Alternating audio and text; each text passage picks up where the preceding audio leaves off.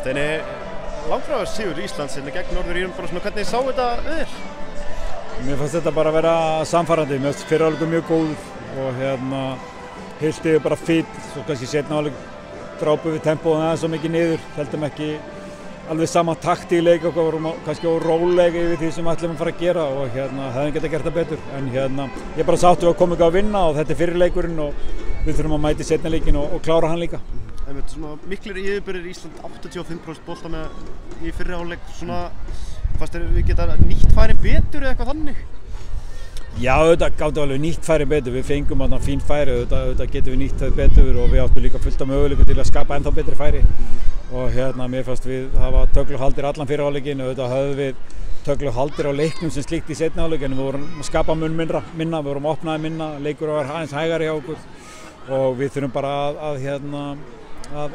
halda fram að gera það sem við gerðum vel í þessu leik og hamra svolítið á því og vera þannig allan leikina á Laugardalsvelli. Þetta bæði mörg Íslands kom úr fyrstu leikadræfum, Amir Mejika, nýju maðurinn, hann sér fyrstu leikadræfinu, ekki satt? Jú, hann var búinn að lofa markið, þannig að þetta er bara gott. Ánægður með hann?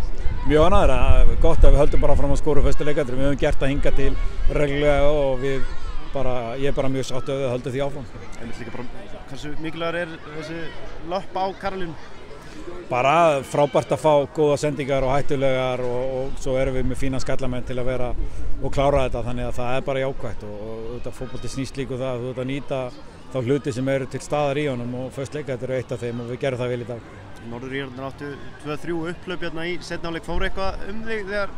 þær voru svona að breyka? Jú, þetta líður mér aldrei vel með það en mér fannst það aldrei vera kannski eitt svona eitthvað hálffæri þarna sem er skot sem er blokkað en að öðru leyti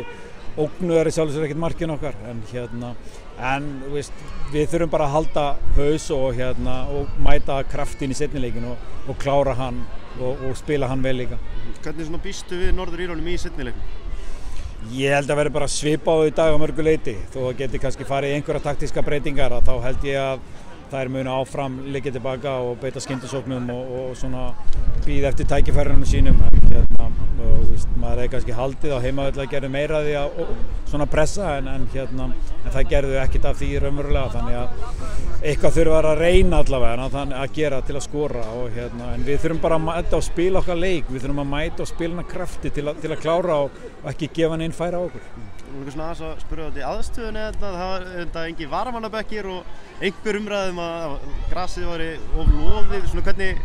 lítur þetta við þér? Þetta er bara fínt, ég meina aðstæðan er bara fín, þetta er bara fín stúka og allt það og það verður ekkert að því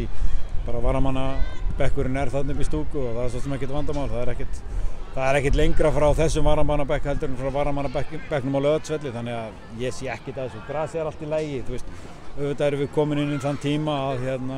grasvellinir eru svona aðeins að versna kannski á Norður-Írlandi en við erum ekki kvarti við því á Íslandi að hafa spilað á þessu velli. Takk hérna. Takk fyrir.